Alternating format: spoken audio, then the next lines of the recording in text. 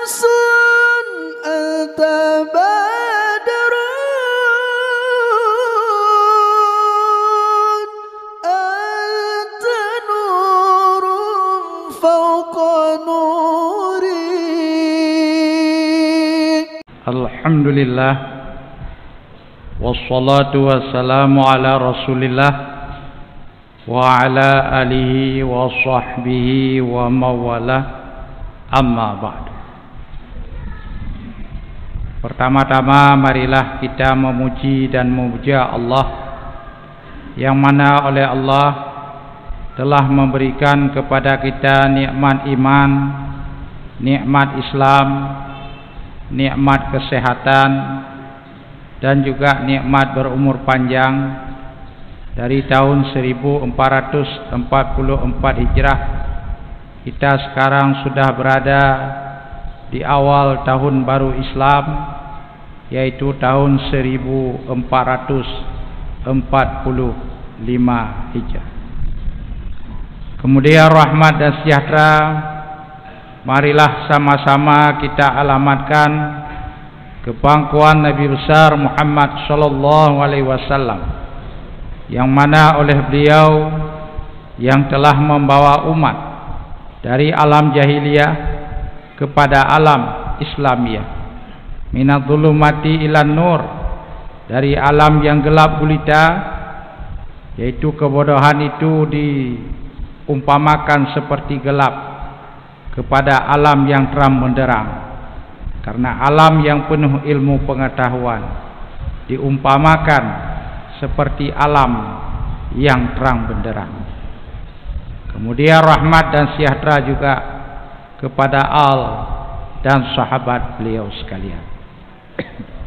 Hadirin sidang jamaah Jumat yang dirahmati Allah, apabila tahun berganti dalam perhitungan dunia, umur kita semakin bertambah.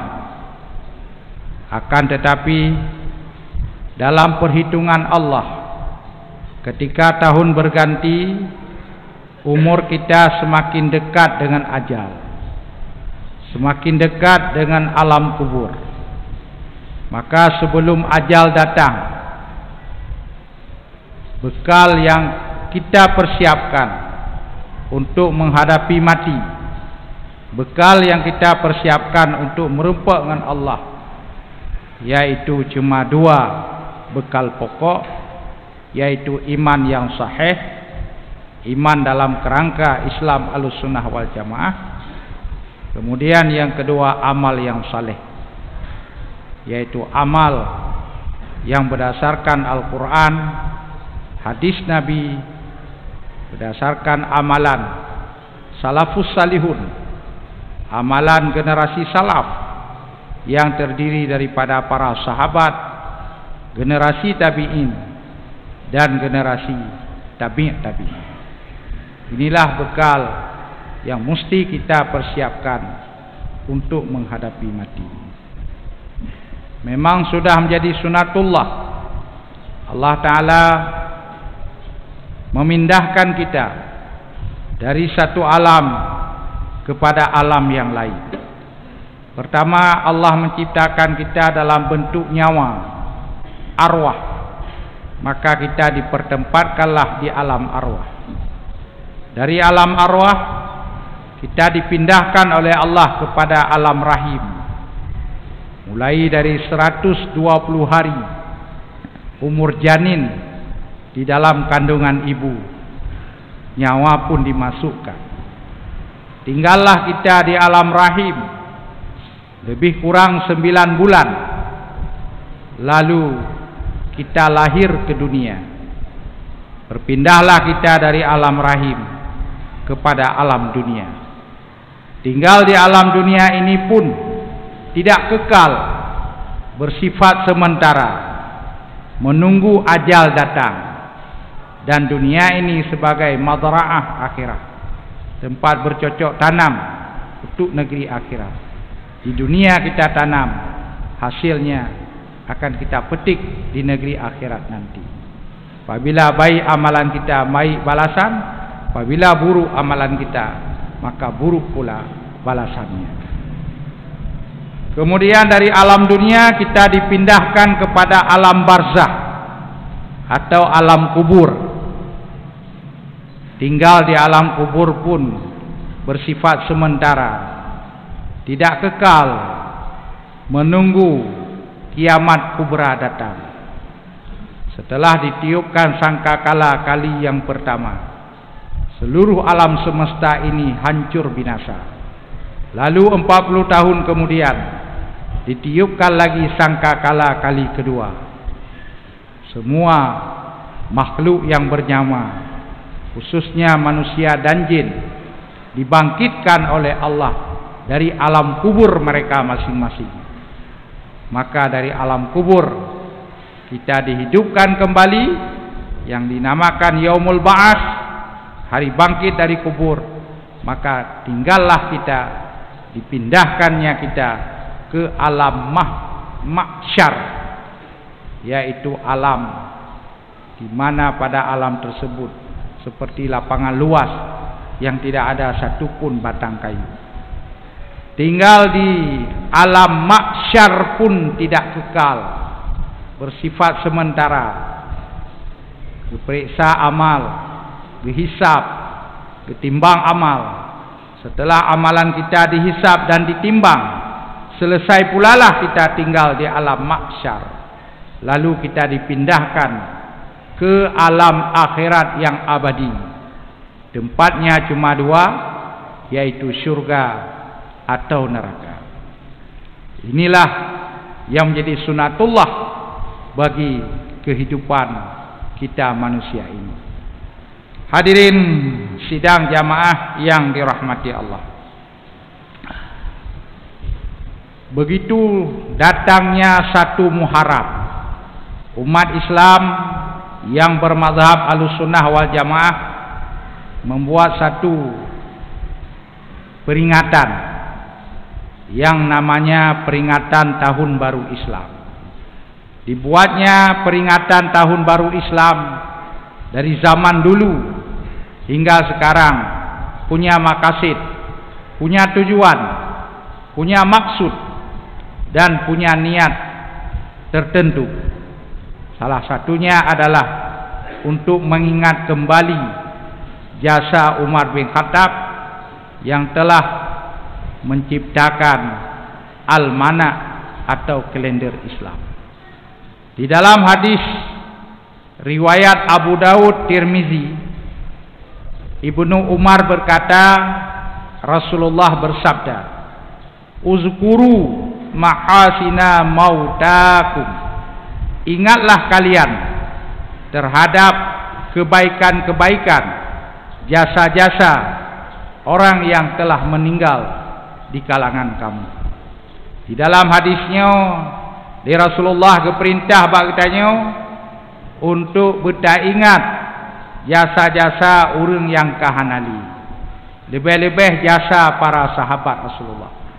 Karena kita menerima Islam bukan langsung dari Nabi, akan tetapi kita menerima Islam melalui perantaraan para sahabat, perantaraan generasi tabi'in, generasi tabi'in, dan kepada alim ulama sampai sekarang ini.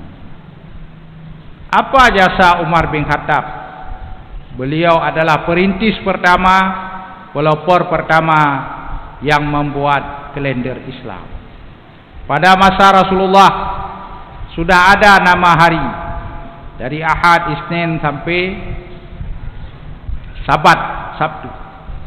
Pada masa Rasulullah sudah ada nama bulan, dari Muharram, Safar sampai bulan Dzulhijjah. Sudah ada nama-nama tersebut. Tapi yang belum ada pada masa Nabi yaitu Al-Mana', kalender Islam. Pada masa Abu Bakar juga demikian, belum ada kalender Islam. Akan tetapi pada masa Umar bin Khattab, ketika beliau menjadi khalifah, tepatnya tahun 17 Hijrah, 6 tahun setelah wafat Nabi, Umar bin Khattab membuat kalender yang didukung dan disetujui oleh semua para sahabat. Maka pada tahun 17 Hijrah, Umar bin Khattab memutuskan dan menetapkan 1 Muharram sebagai permulaan bulan di dalam kalender Islam.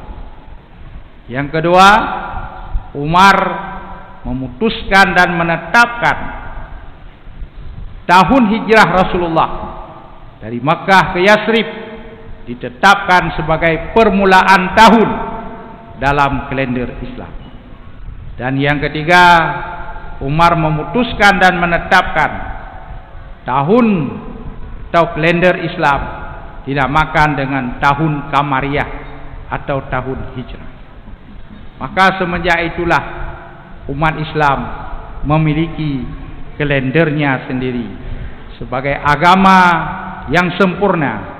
Islam adalah agama yang sempurna, maka kesempurnaan Islam itu juga ada di dalamnya, yaitu penanggalan kalender Islam. Hadirin sidang jamaah yang dirahmati Allah. Kemudian yang kedua, dibuatnya peringatan tahun baru Islam untuk mengingat kembali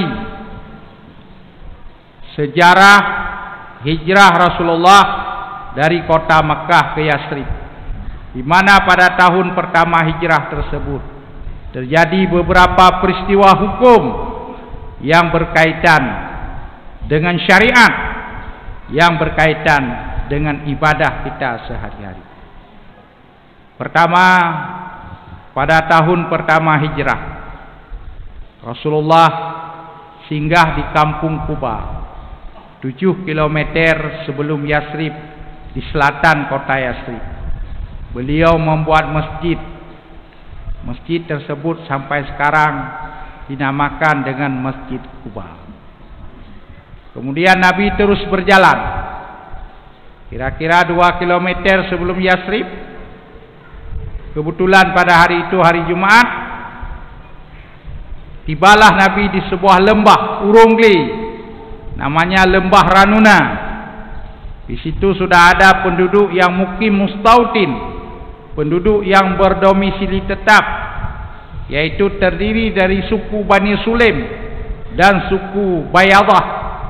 Maka Nabi dengan Abu Bakar ditambah dengan 38 orang dari suku Bani Sulaim dan Bani Bayadah mendirikan salat Jumat pertama kali di Lembah Ranuna. Maka yang hadir pada waktu itu 40 orang ahli Jumat. Maka sampai sekarang dalam mazhab Imam Syafi'i, dalam mazhab Imam Hambali, apabila dalam satu karya, dalam sebuah kampung atau dalam satu balad, kemukiman, kecamatan, ada ahli Jumat 40 orang, maka wilayah tersebut wajib mendirikan salat Jumat. Karena ahli Jumat yang diperlukan cuma 40 orang, karena Nabi ketika mendirikan salat Jumat pertama kali di Lembah Ranuna, yang hadir 40 orang, Nabi bersama dengan Abu Bakar. Maka inilah peristiwa hukum yang kedua yang terjadi pendirian salat Jumat.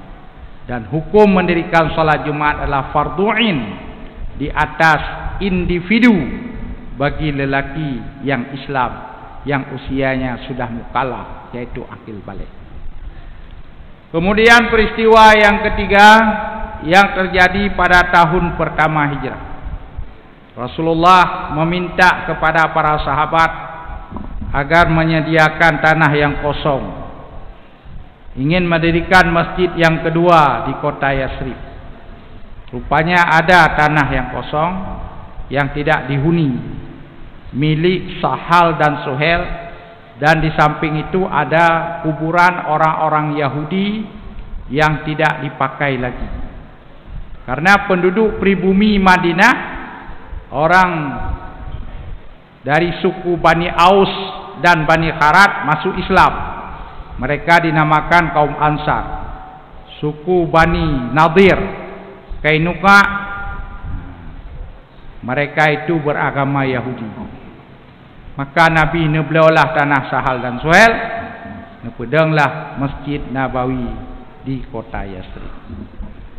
Maka sampai sekarang dinamakan dengan Masjid Nabawi, artinya Masjid Nabi. Kemudian peng Nabi dan para sahabat untuk membeli tanah tersebut. Kemudian setelah masjid ada, berarti Nabi segolong kepegat rumah draw ke, awai kepegat ile rumah ibadah. Karena semua agama di dunia ini punya rumah ibadah. Masa Islam agama yang sempurna tidak ada rumah ibadah? Orang Kristen na rumah ibadah, nanji gereja. Diawa Buddha na rumah ibadah, nanji candi. Diawa Hindu na rumah ibadah, nanji kuil. Diawa Yahudi juga punya rumah ibadah, namanya sanagog. Kalau di Indonesia kan namanya sanaboga. Itu rumah ibadah orang Yahudi. Rumah ibadah orang Islam namanya masjid, yaitu tempat sujud. Hadirin sidang jamaah yang dirahmati Allah. Maka setelah adanya masjid, baru Rasulullah mensyariatkan syariat berikutnya, yaitu perintah untuk mendirikan salat berjamaah. Pada di Makkah kalau masih Nabi ini pedang salat berjamaah, karena beliau dikejar-kejar oleh musyrikin Makkah, ingin dibunuh.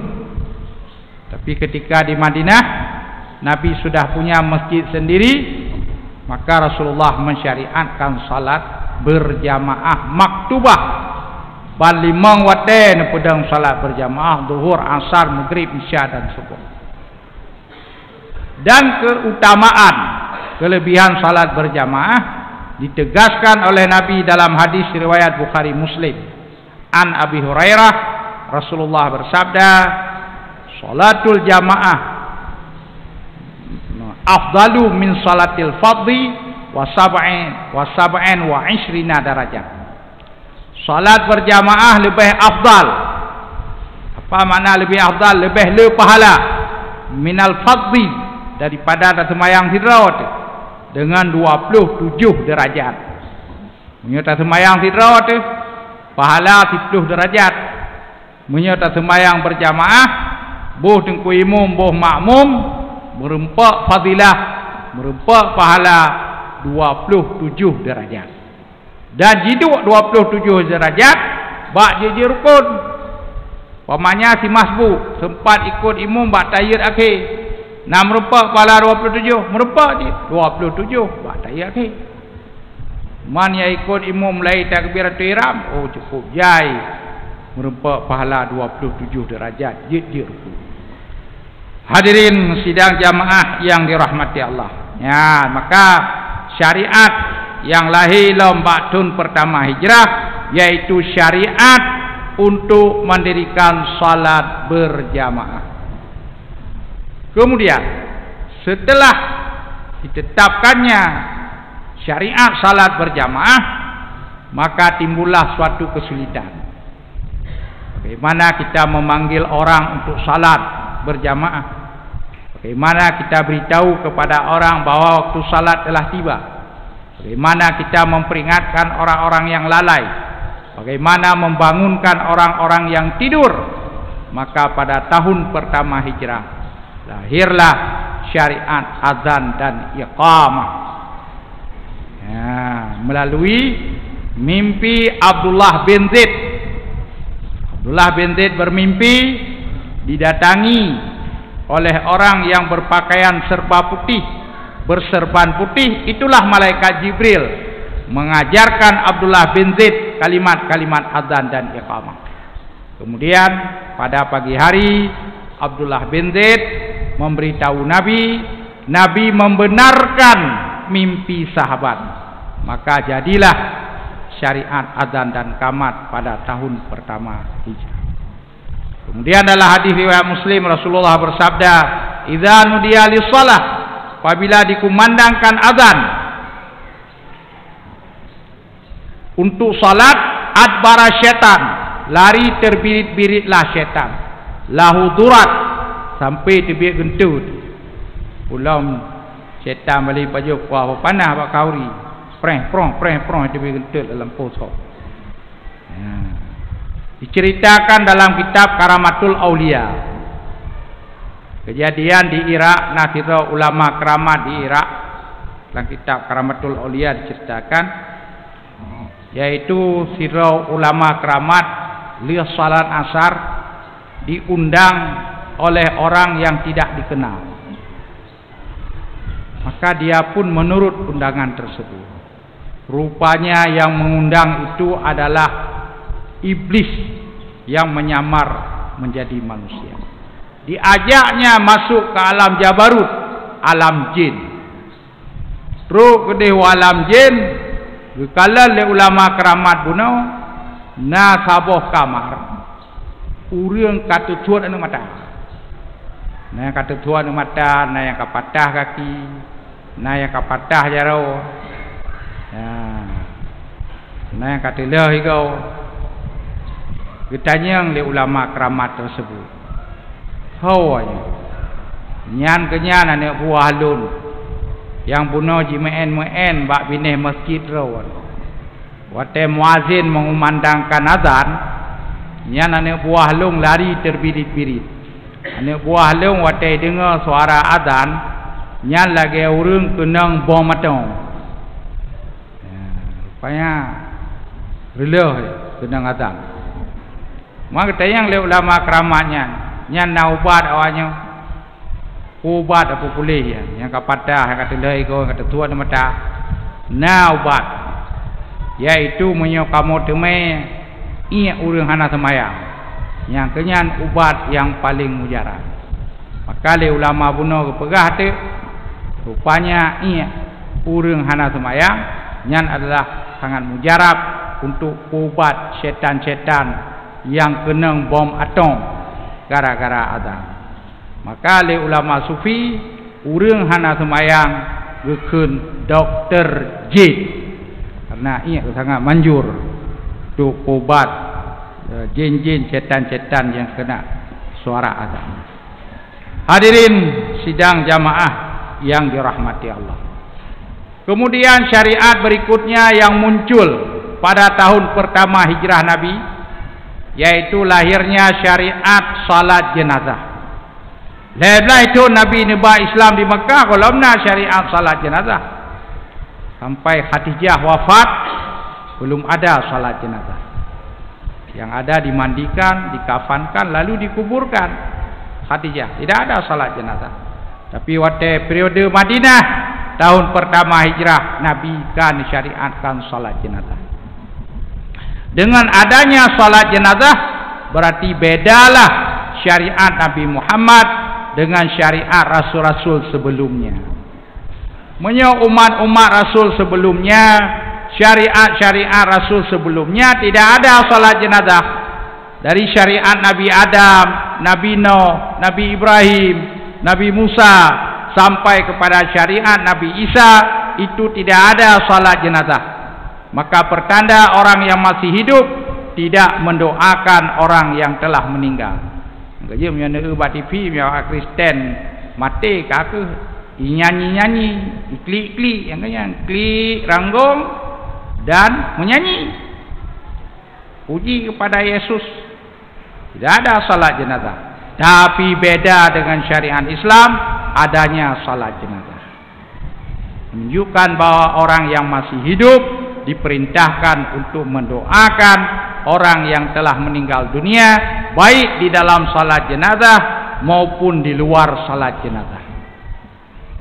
Hadirin sidang jamaah yang dirahmati Allah. Kemudian pada tahun pertama hijrah juga lahirnya syariat menyiram air di atas kubur dan menanam batu nisan. Tahun pertama hijrah wafat Utsman bin Maz'un, saudara susuan Nabi. Waktu ubud orang yang dua bersama-sama piap mom ba Halimatus Sa'diyah.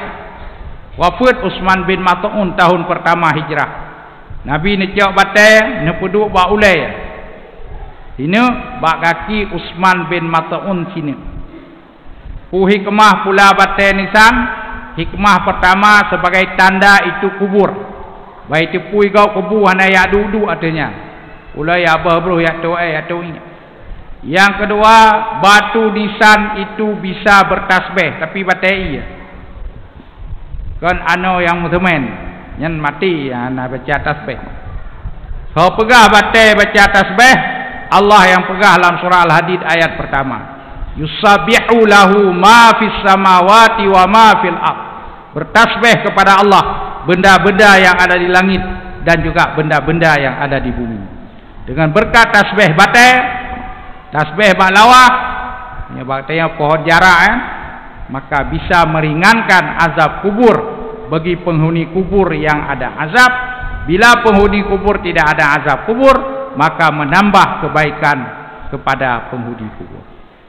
Dan juga menyiram air di atas kubur. Kecau ia sebuah timah oleh Nabi, menyiram dari ulai sampai kaki Utsman bin Maz'un. Padahal ianya hana butut ke debak manyet. Itu apa maknanya? Tafaul, cok simpenan. Maknanya ya Allah ya Tuhanku lagi inyo lepi ya. Nabi ke ya Allah berlepi ya penghuni kubur. Buat mutafaul, buat cok simpenan, buat yang disukai oleh Rasulullah. Pegah oleh Abu Hurairah dalam hadis riwayat Muslim, Rasul bersabda, la adwa, hana penyakit menular hana kehendak Allah, wala hamata, hana urmate yang dia hantu, kecuali bak filem Susanna Nyi Blorong. Wa hibbul fa'la salih, aku mencintai tafaul yang baik. Rasulullah suka bertafaul kepada air ketika menyiram air di atas kubur, dan bertafaul juga kepada air ketika mempersiju Fatimah dan Ali wate dua malam pengantin. Dipegah oleh awak jahiliyah hanagat menikah bulan Safar seuum, sedangkan bulan Safar milik Allah, dari Muharram sampai Zulhijjah milik Allah. So pegah bulan hanagat milik Allah. Ya pegah oleh jahiliyah hanagat bulan Safar menikah seuum. Tu getulak anggapan jahiliyah hanagat bulan Safar menikah seuum. Maka Nabi ne pernikah Fatimah dengan Ali bulan Safar, dipegah seuum, persijuklah Fatimah dengan Ali. Maka lahirlah syariat persijuk pengantin. Maka persijuk itu bukan budaya Hindu, orang Hindu yang meniru orang Islam, bukan orang Islam yang meniru orang Hindu. Semua punya keterangan di dalam kitab hadis Mu'jam Kabir Tabrani, Sahih Ibnu Hibban, dan kitab Al-Mustadrak Hakim. Diceritakan oleh Buraidah, Asma binti Umais, Ibnu Abbas dan Ali sendiri bahwa beliau dipersiju oleh Rasulullah ketika duduk di pelaminan. Hadirin sidang jamaah yang dirahmati Allah, sebenarnya banyak sekali peristiwa yang terjadi pada tahun pertama Hijrah, yaitu peristiwa-peristiwa hukum yang berkaitan dengan syariat Islam.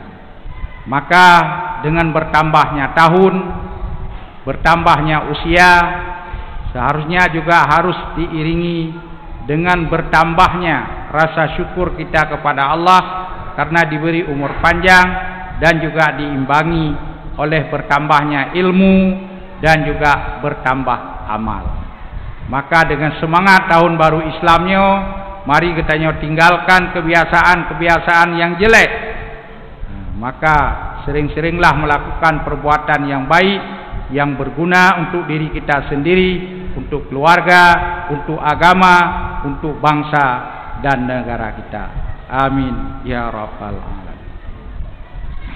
Alhamdulillah, asyhadu an la ilaha illallah wahdahu la syarikalah, wa asyhadu anna Muhammadan abduhu wa rasuluh. Allahumma salli wa sallim ala sayyidina Muhammad wa ala alihi wa sahbihi ajma'in. Amma ba'du, fa ya ibadallah, usikum bitaqwallah faqad fasal muttaqun. Faqala Allah ta'ala fil Qur'anil azim, wa huwa asdaqul qailin, narfa'u darajatin man nasha. Barakallahu li wa lakum fil Qur'anil azim wa nafa'ani wa iyyakum bima fihi minal ayati wa zikril hakim wa taqabbala minni wa minkum tilawatahu innahu huwas samiul alim.